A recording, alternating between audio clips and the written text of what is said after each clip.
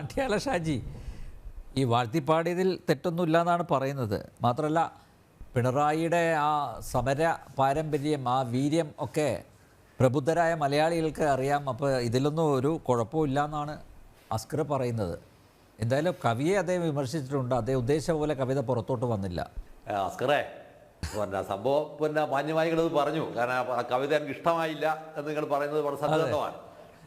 ഇത് നിങ്ങൾ ഇതിന്റെ ഫലം എന്തായിരിക്കുമെന്നുള്ളത് നിങ്ങൾക്ക് അറിയില്ല. നിങ്ങൾക്കത് കിട്ടാൻ പോകുന്ന വിവരം എന്താണെന്ന് എനിക്ക് അറിയില്ല.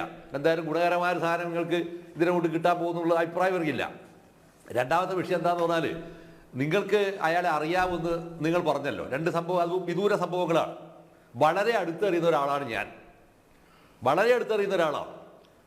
അടുത്തറിഞ്ഞിരിക്കുന്ന ഒരു സംഭവത്തിനകത്ത് ഞാൻ ഓടേണ്ടി വന്നിട്ടുണ്ട് കേട്ടോ. അത് മാത്രം ഞാൻ ഇപ്പൊ പറയാം.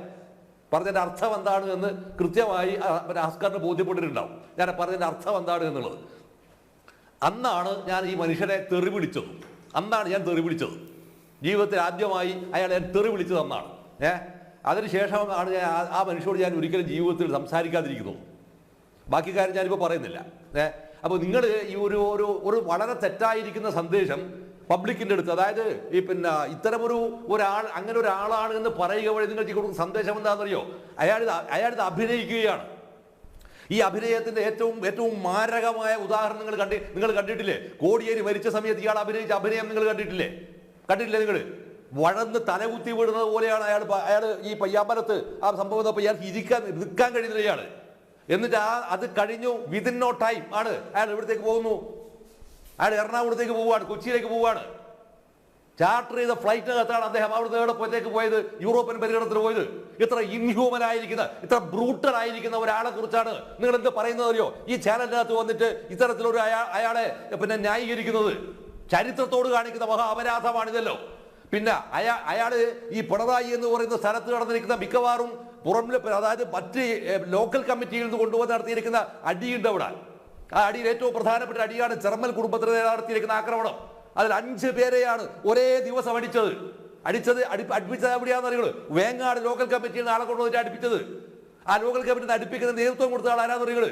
വേങ്ങാട് ലോക്കൽ കമ്മിറ്റിയുടെ സെക്രട്ടറി ആയിരുന്ന കത്യാട് രാജെന്ന് വിളിക്കുന്ന ടി രാജാട്ടനാണ്.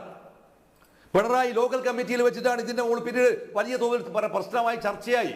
ആ ചർച്ചയായി കഴിഞ്ഞപ്പോൾ ചടയം കോയിനാട്ടാണ് വന്നത്. അത് ഇയാൾ ചെയ്ത പണി എന്താ അറിയുള്ളൂ? രാജനെ ഞാൻ ഏൽപ്പിച്ചില്ല എന്നാ പറഞ്ഞ്. അറിയോ? രാജനെ ഞാൻ ഏൽപ്പിച്ചില്ല എന്നാ പറഞ്ഞ്. രാജൻ പാർട്ടിയിൽ നിന്ന് പുറത്തായി. അറിയാമോ നിങ്ങൾക്ക്? എത്ര ഉദാഹരണങ്ങൾക്ക് വേണം? ഇപ്പൊ ഇവിടെ വരുന്നത് സ്വപ്ന സുരേഷ്. അയാൾ പറഞ്ഞെന്താ? എനിക്ക് ഇവരെ അറിയില്ല എന്നാ പറഞ്ഞത്. ഓർക്കുന്നുണ്ടോ? അപ്പൊ നിങ്ങൾ ഈ ഒരാളെ വാഴ്ത്താൻ വെച്ച് ഒരാൾ ചെയ്തു വെച്ചിരിക്കുന്ന മഹാവൃത്തിയോട് ഏത് ഈ കവിത എഴുതിയെന്നുള്ളതാണോ? നിങ്ങൾ അതിനേക്കാൾ മോശമായിരിക്കുന്ന രീതിയിൽ ഒരു ചാനൽ ഉത്തരവാദപ്പെട്ട ഒരു ചാനലിനകത്ത് വന്നിട്ട് ഒരാളെ ഈ രീതിയിൽ നിങ്ങൾ ന്യായീകരിക്കരുത്. ഇനി ഞാൻ മൂന്നാമത് നിങ്ങളോട് ചോദിക്കുന്നത്, അയാൾ എന്താണ് അയാൾ കേരളത്തിന് അയാളുടെ സംഭാവന എന്താണ്? Communist party of India Marxist അയാളുടെ കോൺട്രിബ്യൂഷൻ എന്താണ്?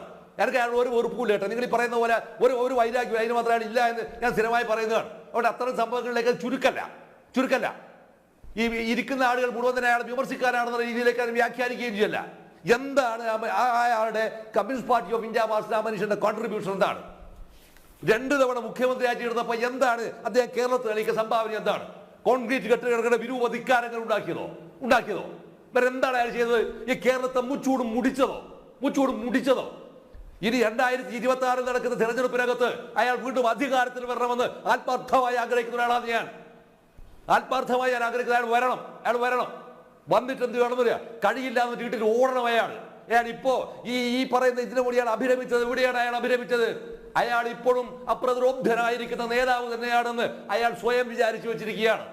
ഈ സ്വയം വിചാരിച്ചു വെച്ചിരിക്കുന്നത് കൊണ്ട് തന്നെ 3ാം തവണയും അധികാരത്തിന് വരാനുള്ള സാധ്യതയെ അയാൾ മനസ്സിൽ കണക്കൂട്ടിയിട്ട് തന്നെയാണ് അയാൾ ഈ പറയുന്ന ഈ ചിരിയലം അയാൾ നടത്തുകയും ചെയ്തത്. നിങ്ങൾക്ക് അയാൾ അറിയില്ലെങ്കിൽ I know him personally well.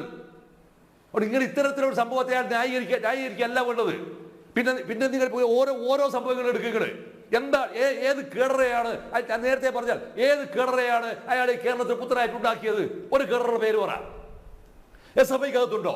DYFIക്കകത്തുണ്ടോ? മഹിളാ ഫെഡറേഷനകത്തുണ്ടോ? പാർട്ടിയിലുണ്ടോ? ബാലസംഘത്തിലുണ്ടോ? ഒരാളുടെ പേര് പറ നിങ്ങൾ. എന്താണ് അയാളുടെ കോൺട്രിബ്യൂഷൻ? ഈ കേരളത്തിനകത്ത് മുച്ചൂടുമായ അയാൾ ചെയ്തു വെച്ചിരിക്കുന്ന ഏറ്റവും വലിയ അപകടം എന്ന് പറയുന്നത് ഒരു പാർട്ടിയെ അതിന്റെ സാംസ്കാരികമായും രാഷ്ട്രീയമായും ബൗദ്ധികമായും നശിപ്പിച്ചു എന്നുള്ളതാണ്. ഇത് 3 തരത്തിൽ നശിപ്പിച്ചു. ആ നശിപ്പിച്ചതിന്റെ ഫലം എന്താണെന്ന് അറിയോ? പാർട്ടി സെക്രട്ടേറിയറ്റിനകത്ത് പോലും ഒരാൾ വിമർശനം ഉന്നയിക്കാനില്ല സഖാവേ. ഹസ്കറിനി അയാൾ ഇരിക്കുന്ന കമ്മിറ്റിയിൽ ഇരിക്കാൻ എപ്പോഴെങ്കിലും കിട്ടുമെന്ന് എനിക്ക് അറിയില്ല. എപ്പോഴെങ്കിലും കിട്ടാൻ ഒരു ഭാഗ്യം ഉണ്ടായത് കൂട്ടിക്കോ. നിങ്ങള് ഭാഗ്യം എന്നല്ല, ഗതികേട് ഉണ്ടായത് കൂട്ടിക്കോ. ഒരക്ഷരം നിങ്ങൾക്ക് ആ കമ്മിറ്റിക്കകത്ത് പറയാൻ കഴിയില്ല. അത് പറയിപ്പിക്കില്ല എന്നുള്ള ഉത്തമ ബോധ്യത്തിലാണ് അയാൾ ജി സുധാകരന് സ്വാധീനമുള്ള, അല്ല ജി സുധാകരന് ഇൻഫ്ലുവൻസ് ഉള്ള ആലപ്പുഴ ജില്ലയിലെ സംസ്ഥാന സമ്മേളനത്തിന് ജില്ലാ സമ്മേളനത്തിൽ 3 ദിവസം തുടർച്ചയായിട്ട് ആ മനുഷ്യർ പോയിട്ടാണ് ഇരുന്നത്. ഒരു വിമർശനവും സഹിക്കുന്നവരാണല്ല അയാൾ. അല്ല പിന്നെ ചിരിച്ചതല്ലേ? എന്താ ചിരിച്ചെന്നറിയങ്ങള്? ചിരിച്ചെന്താന്നറിയങ്ങള്? അയാൾ ആത്മരതിയാണത്.